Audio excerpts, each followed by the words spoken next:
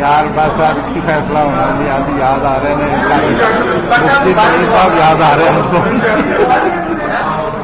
बड़े कमजोर लोग ने, सच्ची बात है। इसे असी तो बड़ा उन्होंने कहा तुम ऐलान करके काम नहीं है एवं गवाइयां जड़ियां ना पूछा दियाँ कोई उन्होंने हकीकत नहीं, लेकिन वो जरा ना दौरा पिया किश्ती का वाहजत का तो वजह से देखो 11 से 11:15 11:30 बस वो हालांकि बड़ा क्लीयर सीगा भी नहीं है सारे हॉस्पिटल है, लेकिन हल नहीं गा वो बस वो इस गल से अड़िया नहीं जी नहीं दवाइयां आ गई दोनों कमेटी आ गई वो आ गई वो आ गई। देखो चंद खाता नहीं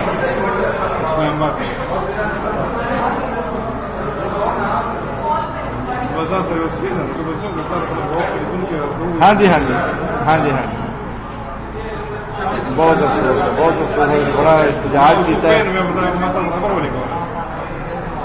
सही गल है पहले बड़ा अच्छा से अज बड़ा याद सारे कर रहे हैं, सारे याद कर रहे हैं, पहली कमेटी को याद कर रहे हैं तो मुफ्ती साहब ने उन्होंने बड़ी जरूरत सी जी, बड़ा क्लीयर गल कर देंगे सी, परवाह नहीं करनी। अल्लाह ताला की बरकत है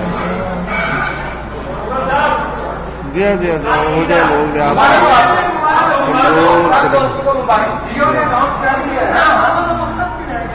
ओके बस लगे आ गए